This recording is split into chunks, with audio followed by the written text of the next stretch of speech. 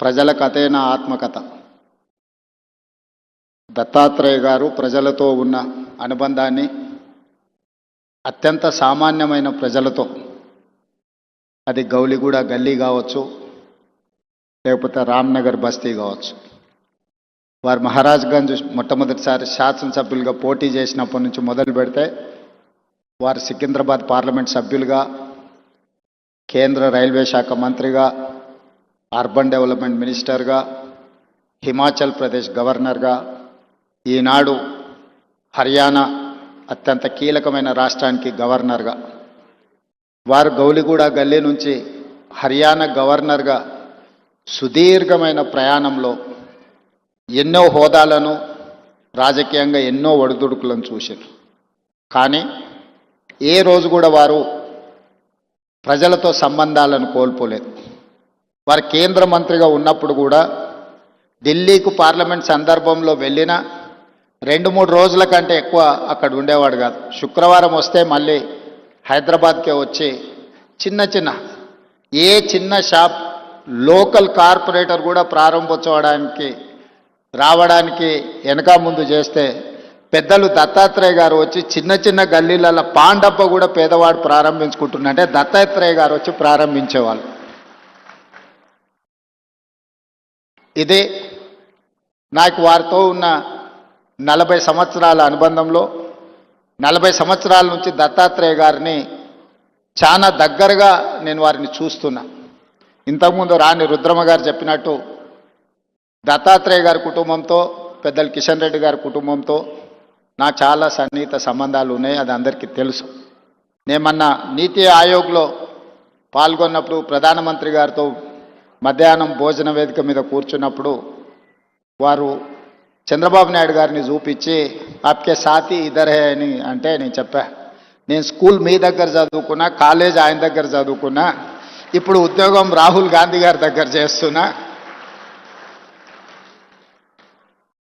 So నాకు మీ దాంట్లో కూడా అందరితో పరిచయం ఉందని, ముఖ్యంగా ఈ వేదిక మీద ఉన్న ఇంతకుముందు శ్రీనివాస్ వర్మ గారు చెప్పిన భారతీయ జనతా పార్టీ రాష్ట్ర అధ్యక్షుల గురించి, ఆ రాష్ట్ర అధ్యక్షులు అందరితో నాకు సన్నిహిత సంబంధాలు ఉండేవి. ఇప్పుడు సరే రాజకీయంగా భిన్న ప్రయాణం, కానీ వ్యక్తిగత సంబంధాలలో ఎప్పుడూ లోపం కానీ, ఎప్పుడూ ఆ సంబంధాల విషయంలో దాచిపెట్టాలన్న ఆలోచన కానీ చేయలేదు. ఎందుకు అంటే వారందరితో నాకున్న ప్రత్యేకమైన అనుబంధం. ఈరోజు తెలంగాణ రాష్ట్ర ముఖ్యమంత్రిగా మా మంత్రివర్గ విస్తరణ కార్యక్రమం ఉన్న మంత్రివర్గ విస్తరణ కార్యక్రమం చూసుకొని మంత్రివర్గ ప్రమాణ స్వీకారం చేసిన మా మంత్రులను కూడా మళ్ళీ రేపు కలుద్దాము. నాకు గవర్నర్ గారికి ఇద్దరికీ దత్తాత్రేయ గారి పుస్తకావిష్కరణ కార్యక్రమం ఉన్నది, అక్కడికి వెళ్ళాల్సిందే అని చెప్పి సరాసరి గవర్నర్ భవన్ నుంచి గవర్నర్ దత్తాత్రేయ గారి పుస్తకావిష్కరణకు రావడం జరిగింది. ఈరోజు రాజకీయాలలో ఒక్కసారి కార్పొరేటరు, కౌన్సిలర్ అయితేనే వాళ్ళ జీవన శైలి విధానంలో చాలా మార్పు, ప్రజల సంబంధాలలో ఒక భిన్నత్వాన్ని ప్రదర్శించే పరిస్థితులు ఉన్నాయి. కానీ దత్తాత్రేయ గారిని చూసి నేర్చుకోవాలి. అజాతశత్రు అనే పదాన్ని మనం పుస్తకాలలోనే చదువుకుంటాం, కానీ బండారు దత్తాత్రేయ గారిని చూసినప్పుడు ఆ పదము 100% వారికి సరిపోతుంది.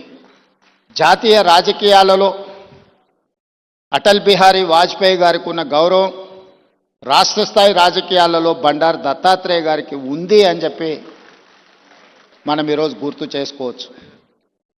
అటల్ బిహారీ వాజ్పేయి గారు ప్రతిపక్షంలో ఉన్న, ప్రధానమంత్రిగా ఉన్న, పార్లమెంట్ సభ్యుడిగా ఉన్న, ఎన్నికల్లో ఓడిపోయినప్పుడు కూడా అటల్ బిహారీ వాజ్పేయి గారి గౌరవం ఎప్పుడూ తగ్గలేదు. పదవులతో వారి గౌరవం పెరగడం, పదవి లేకపోతే వారి గౌరవం తగ్గడం ఏమాత్రం లేదు అని అటల్ బిహారీ వాజ్పేయి గారిని మనం ఏ విధంగా అయితే అనుకుంటామో అదే విధమైన పోలిక పెద్దలు బండారు దత్తాత్రేయ గారికి ఉన్నది. వారు పార్లమెంట్ సభ్యుడిగా ఉన్నా లేకపోయినా, కేంద్ర మంత్రిగా ఉన్నా లేకపోయినా, గవర్నర్గా ఉన్నా లేకపోయినా, ఈ తెలంగాణ రాష్ట్రంలో ముఖ్యంగా ఈ జంట నగరాలలో బండారు దత్తాత్రేయ గారిని గౌరవించని రాజకీయ నాయకుడే లేడు, ఏ పార్టీ అయినా అయి ఉండొచ్చు. అదేవిధంగా అలాయ్ బలాయ్ కార్యక్రమం తెలంగాణ రాష్ట్ర సాధనలో కీలక పాత్ర పోషించింది. నాకు తెలిసి 19 సంవత్సరాల నుంచి బండారు దత్తాత్రేయ గారు నిర్వహించే అలయబలయ కార్యక్రమం తెలంగాణ ఉద్యమానికి ఒక స్ఫూర్తిగా పనిచేసింది.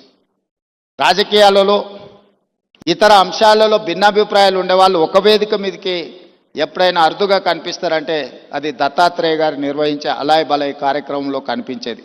ఈరోజు వారి పుస్తకావిష్కరణలో ఈరోజు